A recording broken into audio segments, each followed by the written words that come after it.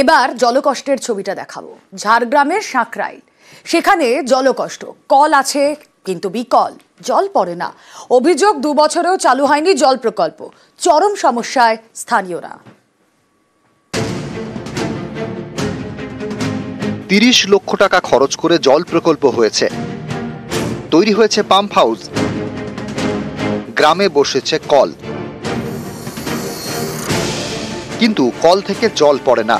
ঝাড়গ্রামের সাঁকরাইল ব্লকের 36 নম্বর গ্রাম পঞ্চায়েত। এখানকার টিয়াকাঠি গ্রামে প্রায় 150 পরিবারের বাস। স্থানীয়দের দাবি 2 বছর আগে এই টিয়াকাঠিতে তৈরি হয় পাম্প হাউস। রাস্তার বিভিন্ন জায়গায় কল বসানো হয়, খরচ হয় 30 লক্ষ টাকা। অভিযোগ সেই কল থেকে একদিনও জল পড়েনি।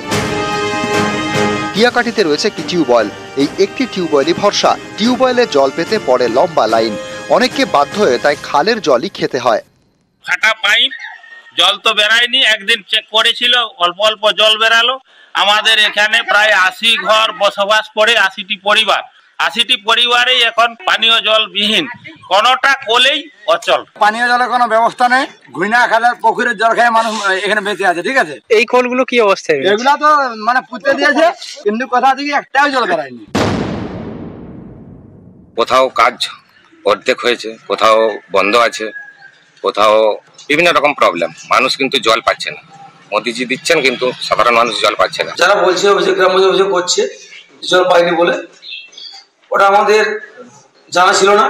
আমরা বাড়ি বাড়ি গিয়ে তদন্ত করবো, বুঝতে গিয়ে সত্যি জল পাচ্ছি কি পাচ্ছি। যদি না পেয়ে থাকে তাহলে আমরা তার ব্যবস্থা করে দেবো অফিস থেকে। ঝাড়গ্রাম থেকে রাজু সিং, নিউজ 18 বাংলা।